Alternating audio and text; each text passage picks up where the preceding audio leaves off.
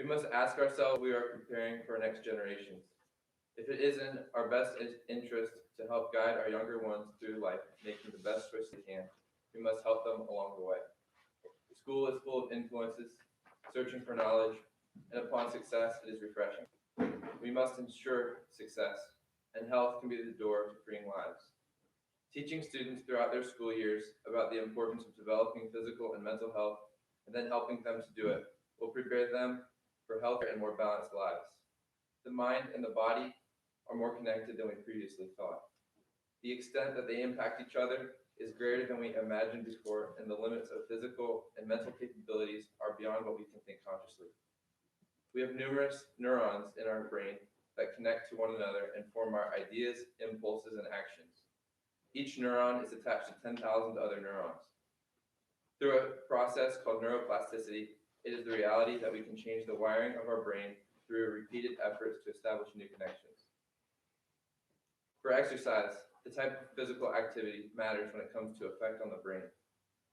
In addition to the movements themselves having benefits, the kind of processing that must happen to perform and learn differing movements also matters. Activities involving a high level of unpredictability make the brain work harder in some areas to conquer the challenge. In sports like fencing, the split-second decisions that are required to play the sport are linked to cognitive improvements in areas such as attention and processing. This is why older fencers are competitive against younger ones, despite the athletic differences. Fencing is an open skill sport, and there are many that have similarities. Open skill sports and activities involve a level of unpredictability that requires quick decisions and processing. These are sports like basketball, volleyball, and football, where there are a number of factors that the participants evaluate and reevaluate many times a second. This has a prominent effect on the wiring of our neurons. Closed skill sports have worthwhile benefits, but the environments in this type of activity are stable, non-contact, and the athletes dictate their own pace. These are sports like running, swimming, and golf. Naturally, the effects on the brain are different than the open skill sports. Those who practice open skill sports are increasing their neural efficiency, which is the speed and amount of effort it takes to complete a cognitive task. A higher neural efficiency is linked with faster speeds with less energy to achieve an outcome. I believe we should make these benefits available to everyone, regardless of athletic ability. This can be done through school and activities that involve unpredictability. Certainly, the easiest reform that is absolutely necessary is mindfulness. It can take the form of many things, but essentially it is giving the brain a break from processing information so that it is not hampered when it tries to focus on a demanding task. Though we can always think new thoughts, the brain needs to rest in between periodical efforts corresponding to duration and intensity. It is much like a muscle in that it can perform extraordinary tasks when used properly, but rest is mandatory. Likewise, the brain is often compared to a muscle and participates in similar ways, despite it being classified as an organ. The practice of mindfulness has been proven to lower anxiety, which in turn can positively affect other areas of health. Mindfulness has been shown to improve heart health and can even fend off heart disease. In school, it would not only be beneficial to the students themselves, but also for the fluidity of school in general if this form of self-control is taught. Schools will benefit from students who will be eager to learn and will be able to participate more wholeheartedly, rather than having an inability to learn due to a lack of focus and an overwhelming amount of stress. Stress is the brain telling the body that there is too much going on and that there is a need to focus urgent and necessary energy in one area instead of being partially present in multiple areas, depleting the mind's ability to process and function in any one of those areas. Our society does not do well, as it could, to educate on the importance of health in our lives and what it really takes to be truly healthy. True health involves the entire body and covers a wide range of attributes and functions. If this was a major focus of school, it would reinforce other healthy aspects of school, like learning. In addition to mindfulness, a second way that schools can help students with their health is with better food options. Unhealthy food choices at public schools are a large factor in childhood obesity and low academic performance in school. Furthermore, consumption of too many fast and processed foods can influence sleeping patterns, which worsens the body's ability to tolerate the harmful substances that have been consumed. With over 40% of Americans classified as obese, it is apparent that there is a health crisis in our country. The health risks of obesity are increased risk of death, high blood pressure, heart disease, stroke, and many others. This alone is a reason to exercise. Physical exercise is needed in order to function optimally. Exercise controls weight gain, improves mood, and enhances quality of sleep. Often in school, there is misinformation about fitness, and the practices often harm students or discourage improvement, rather than a supportive system with ability being the goal. Instead, schools should teach the science of how our bodies move, and then how to implement exercise into daily life and the benefits of each type of exercise. Even if we did all of this, would it be enough? The truth is, it isn't. We need sleep. Sleep is the foundation for health. The brain needs quality sleep before and after an exposure to information in order to retain it. Failure to get quality sleep before or after something that is learned will not end up being learned at all. In our society, we do not recognize the power of sleep. We overvalue people who undervalue sleep. A study found that those who slept the most were the most productive. If you were offered a pill that would enhance productivity at work, made you feel good, and improved health, you would take it. There's no pill that does this, but sleep does. A study found that lack of sleep accounts for a loss of 2.28% of the national GDP. In other words, sleep deprivation cost the country up to $411 billion a year, according to data from 2016.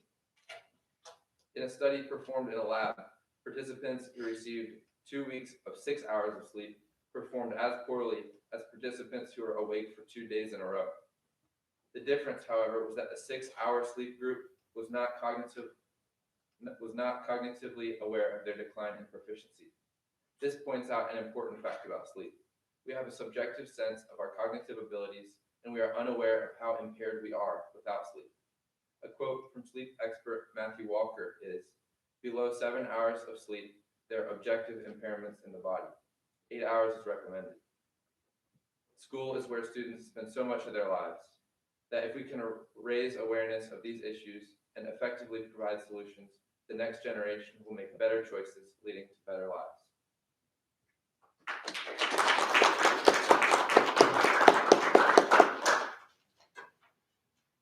All right, thank you, Micah. So just for make sure we're all on the same page as far as your message for us today, you've got 3 things that all of us in schools need to pay more attention to, and that these are things that if we do a better job on, will make a real difference in students' lives. Go back over those 3 things for us again.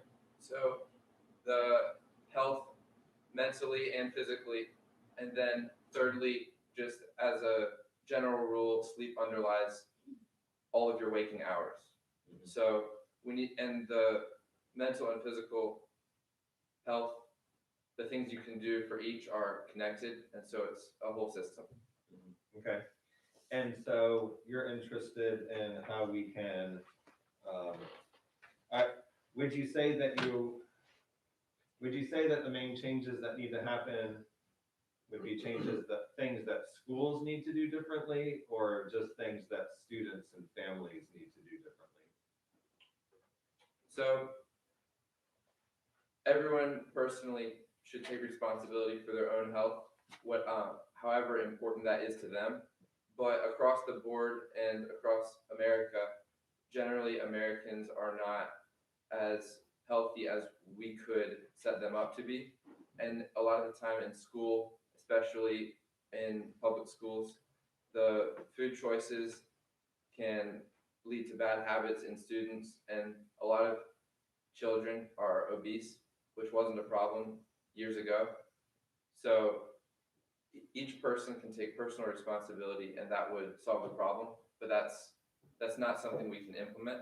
So implementing systems in school to help each individual and more awareness about how these things work would be the most beneficial way to transform the lives of Americans, because the if we teach our children to learn in school, but we're not teaching them why it's useful or why they need to use what they've learned, it has no purpose.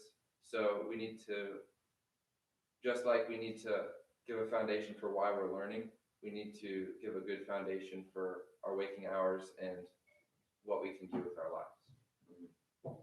So let's take a step back then and just talk about what's the purpose of school in general. I mean, school is one of those things that you start school at an age where, you know, you're in kindergarten, you're not really old enough at that point. Most kids aren't even thinking of deeply about like, why am I here? What is the underlying purpose and mission of this institution that I'm attending?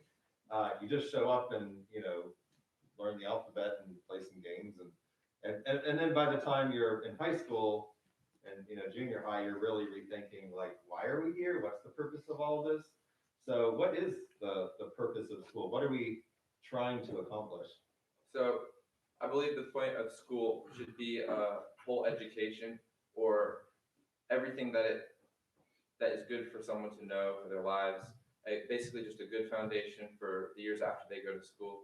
And so I think that in our society now we're we're we're right in that we need to learn in school, but we're focused, we're knowing that learning is made up of data and information. I think we're focused too strongly on just what is that information, and then kind of forcing kids to learn that information instead of uh, working with the students, doing things that they enjoy that will help them learn, teaching them how to learn, setting them up so that they can learn, and the systems that underlie what we're actually learning. Yeah, I think I'd agree with that. Although at some point, don't you have to, I don't know if I'd use the word forcing, but we'll go and use it anyway. Don't you have to force kids to do stuff? You know, if someone doesn't want to clean their room, you know, I force my kids to do that. If you have a kid who is in second grade and just doesn't want to learn math, I think they should be forced to learn math and they'll thank you for it later. Right.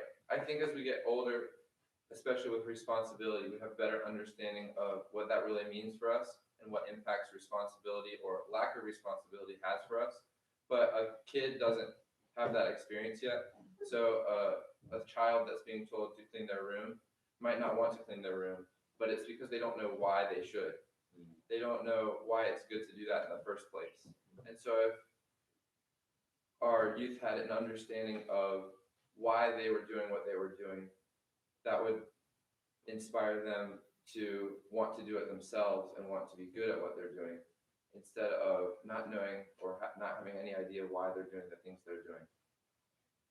How difficult is that to do, to really explain and convince kids that certain things that are hard are of value? It can be very difficult. I think that most of the problem comes from an inadequate explanation of whatever that might be, and also the way that it's laid out. If you tell a child to do something and you're very negative about it, and the child doesn't understand the positive reasons, then there's not going to be any positive emotion attached with that action. But if we can encourage and support our students doing positive things and help them to feel positively while they're doing it, that's only going to be a snowball effect of reinforcing good things and building good habits and doing the right thing. Yeah, I would, speaking as a parent and a teacher, I would totally agree that I would rather my kids and my students be self-motivated. I'd rather convince that you should do this, here's why, and then they respond, oh, okay, I can totally see that. That's hard to do. I mean, I can say to everyone in this audience, every single book we've ever given you to read at CCS is of great value, and reading it will make your life better. Like, I believe that 100%. And then if I were to ask, okay, now that I've explained that to you, are you gonna go ahead and read every book we give you? Few of you might, okay, hopefully lots of you would, but that's hard to convince, here's this thick novel, this will change your life, this will be great. And student may or may not do it. But you're right, ideally, and when you go off to college, and then later, there's more and more need for self-motivation than ever. And so in the long run, that's important. Let me ask one more question, and I'll pass it off to Mr. Terhune. You used what I thought was a really interesting, I was gonna say metaphor, but I don't even know if it's a metaphor. You talked about the brain being a muscle. And sometimes in education especially, we look at the brain as a container to fill, but you're saying the brain is a muscle to exercise. So how does that change how we think about learning, both from the perspective of teachers and students, if we see the brain as a muscle rather than a container? So I think we should view the brain that way because the way that our neurons and pathways work, the more you do something, the more that pathway is reinforced. The more you wire your neurons with a certain action, the stronger that signal is, and the more prevalent that becomes in your life. So viewing the brain as a container would be ignoring or missing the point of how the actual science of how our brains work. So our brains are not containers that can be filled with a certain amount of information. Our brains can work to conquer new bits of information, and the more that it does that, the better it gets at doing it. So how much, if you want to look at it as a container, the size of that container is going to be closely related to how much you use it. It's not going to be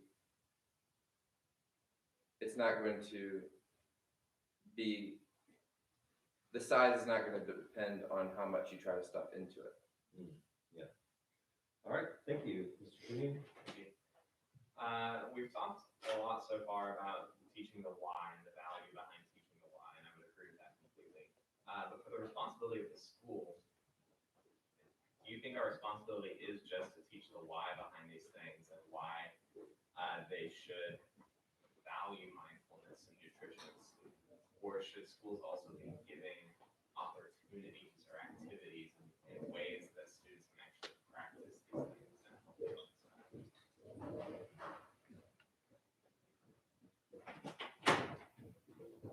I think that we need to pair the two together and have a full view, because the truth is that it's not just one of those things. You can't only learn the why and then not learn what or how. You can't learn just what to know without knowing why it's useful or how you can go about using it.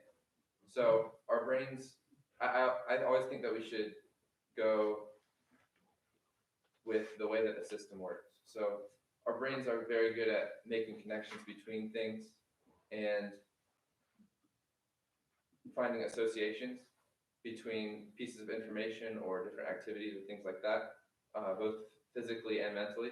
So if you're giving someone some information and they don't have anything to relate it to or to associate that with, it becomes just an idea independent of anything they have to relate it to. The student doesn't know what to do with that. And we're all like that. All of our brains, when we learn something, is trying to piece that in with the puzzle.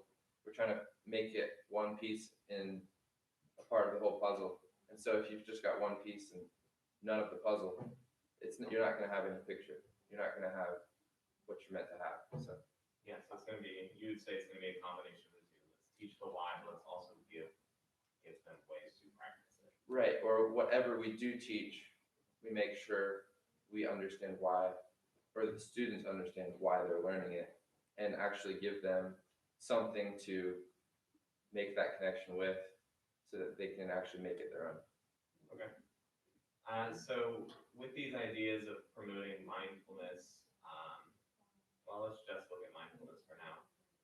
What can the school do to promote that for students? So for a practical application of how schools could really implement the practice, I think it would be useful to, and I think science would tell us that it would be useful, that to have a break in between long periods of learning information, or a designated time to be mindful, and what that would look like would be, as ridiculous as it might look to some, sitting and relaxing and being quiet and clearing your mind. And I think that if we had a 10-minute break now and again throughout the day, where students were not just told to do whatever you want, but it was actually the theme to be quiet and to clear your minds and be mindful, then that would help the students learn throughout the day. And we see this in some of our own classes. A lot of teachers will give breaks, and I think that that's only helping the students learn more. Okay, so an opportunity for breaks. Do you think it would be helpful to tie some of those breaks, like perhaps some of them are these mindfulness breaks where you're encouraging them to just take a moment? Could it also be helpful to tie physical activity to some of these breaks? Yes, I think the two go hand in hand. I don't want to, I don't want to, I would not want to put mindfulness in schools and then like independent of the rest of the school day. I think it's important to look at the whole school day. So our brains are capable of very demanding tasks, and we're capable of great things, or being able to process lots of information. So I think that if we had intense, short and periods of learning throughout the day, like 30 to 45 minutes of very, very difficult work, followed or separated by short breaks that were extremely easy or were not intense at all, that would be the best way to do it. And that could go with physical activity as well. If we had a rigorous physical education program that really, really pushed students to exert themselves, that would only be carry over into school and would help them learn, because our bodies and our minds can do a lot more than what we're requiring in our schools, but it has to correspond to the duration and the intensity of what the activity is. So if something is really intense, we would do it for a shorter amount of time. If something is easier, we do it for a longer amount of time. Okay. And I think you've already answered my follow-up question then, which was going to have to do with time. Like obviously, if we're going to implement these things, we're going to implement breaks. That time has to come out of somewhere. And so would you say you are arguing for the benefit in taking that time out of the classroom, making classes shorter, but still rigorous and challenging, and then filling that time that you take away from the classroom, you are using to implement intentional and healthy breaks, mental breaks, physical breaks, that are going to make that class time more profitable? I believe that it would be best if our learning time, whether that's minutes or hours, was much, much more intense, because we're capable of that. But with an 7-8 hour school day, we're not, very few are able to sustain a highly productive frame of mind or a high intensity in what they're doing for that long. There's very few people who can intensely work for 7 to 8 hours mentally or physically.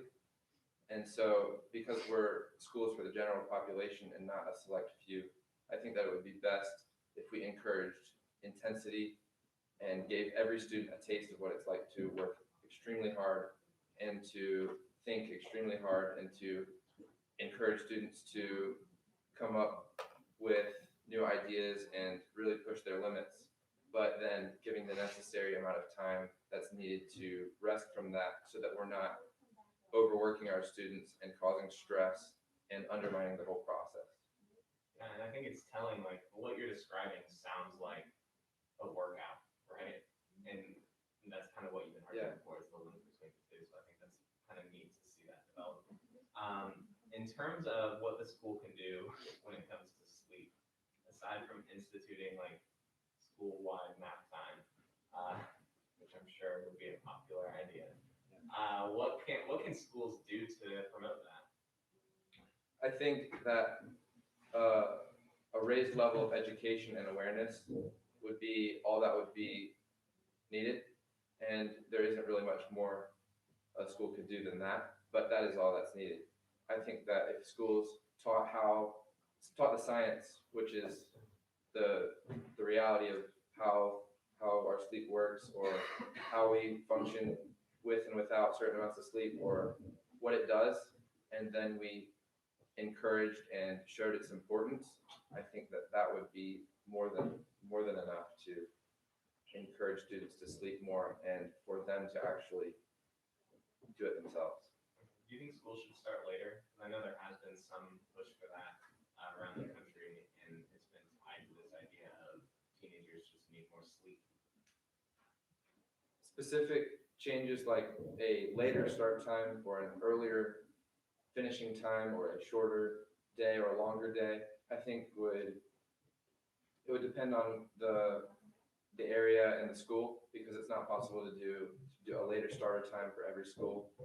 But I think that if we had a later start time in a lot of our schools, I think there would be benefits there. If we shortened school hours, we would see benefits there. It might not look, we might not even know what those would look like, but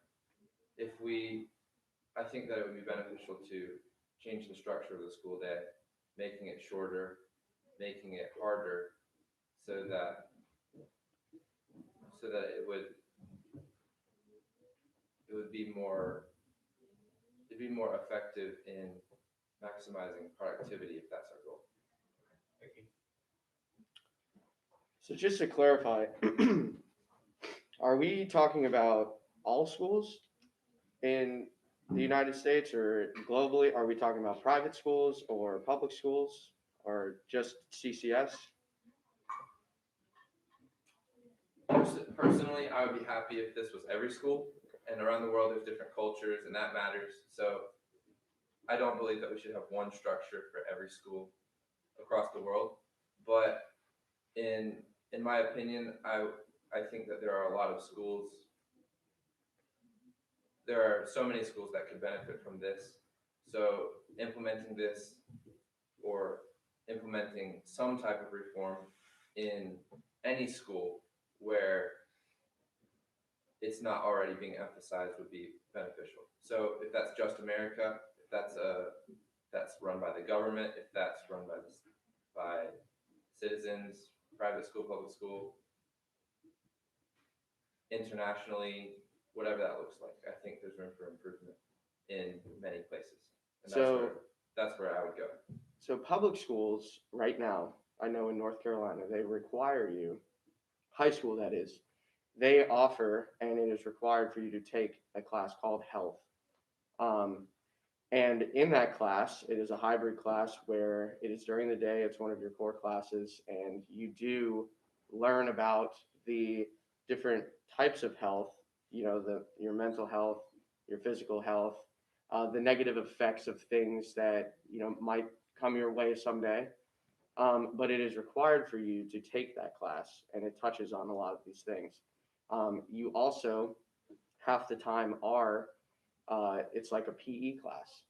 So kind of like what Mr. Terhune was saying, it kind of sounds like a workout, just a break, but something to focus on and just be mindful. So why don't we just implement a better PE program then?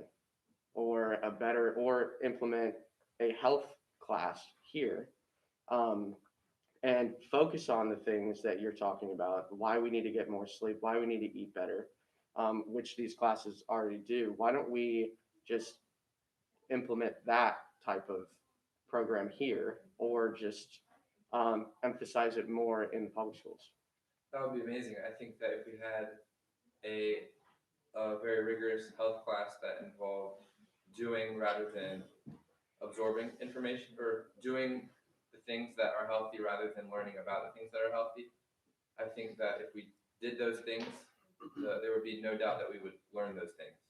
So having a PE class that was strenuous and involved, well, for the younger children, that involved them pushing themselves or playing more naturally, um, things like that.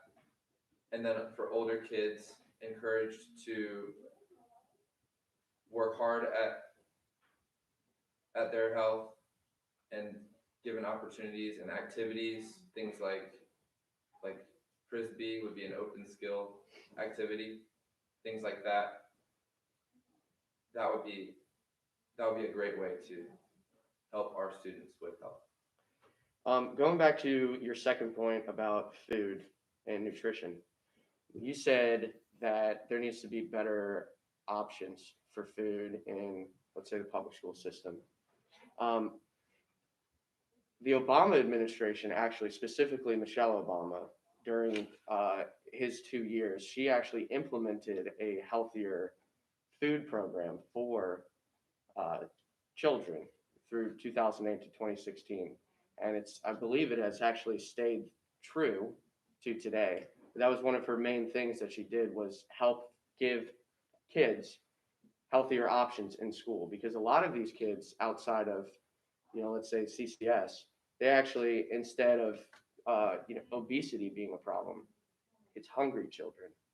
So, um, is obesity actually the problem now that we have implemented healthier options, or is it actually childhood hunger that is the problem? Now, we don't see that in this area in Cary, but in the rest of the United States, are children battling more, especially young children, with obesity, or are they battling more with having to rely on the school to feed them because their parents cannot?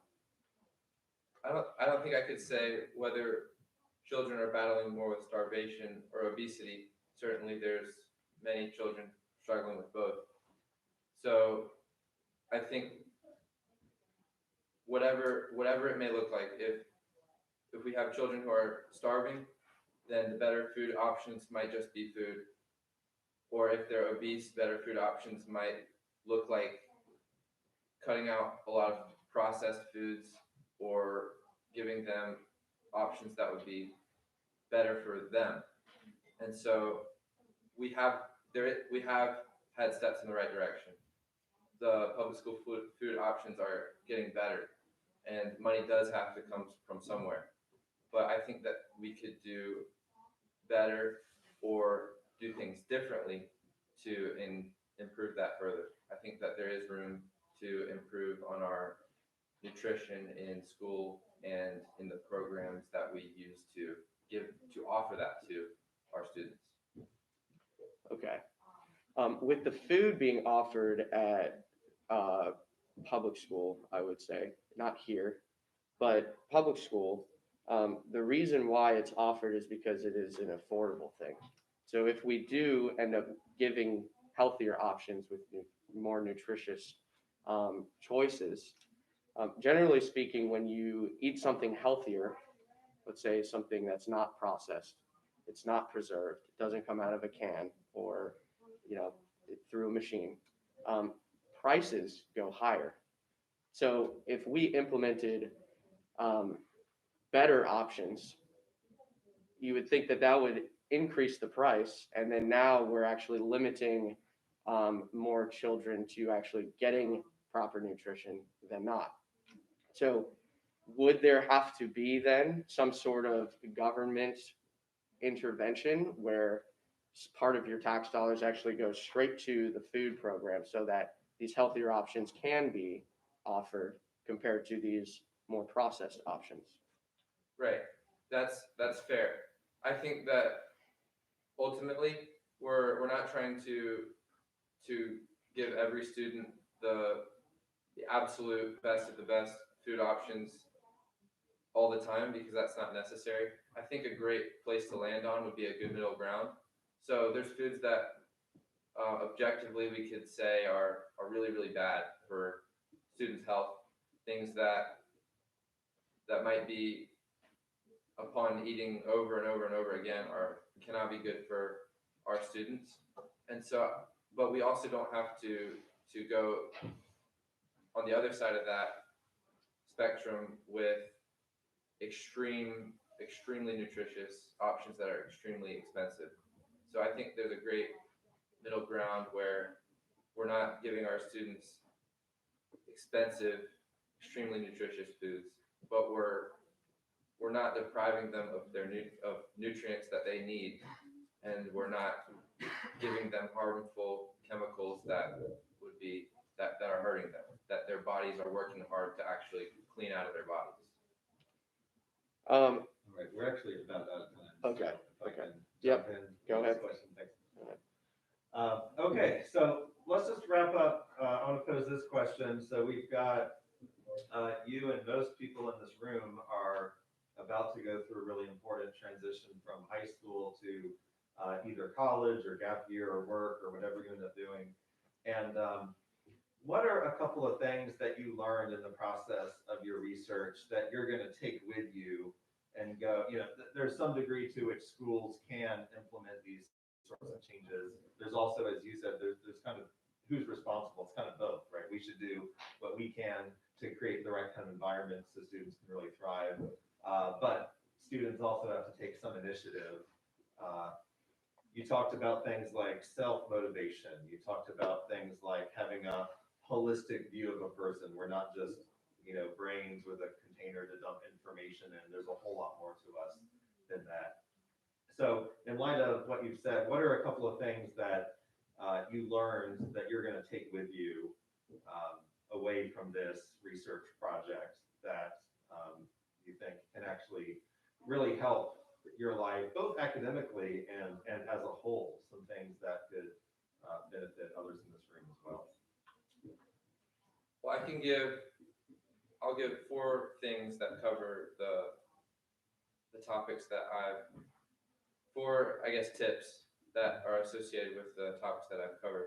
The first, with exercise, would be to not overthink it and to understand really what exercise involves. It only takes 15-20 minutes of exercise, sometimes less, rarely more, to each day to cause changes in your body that you would notice, to feel better, to have improved mood. All of these benefits that we already know exercise does. You don't need 2 hours of intense training to get a small benefit that you have to battle to get. So I'd say firstly, just move, even if it's a little bit, because that's going to be good for you. Secondly, on nutrition, just a great place to start would be to not eat the foods that you'll feel bad for eating afterwards. And for sleep, if your alarm clock is waking you up every morning, then you have more in the tank. You have more sleep that you're throwing away. So I'd say focus on waking your alarm clock up in the morning.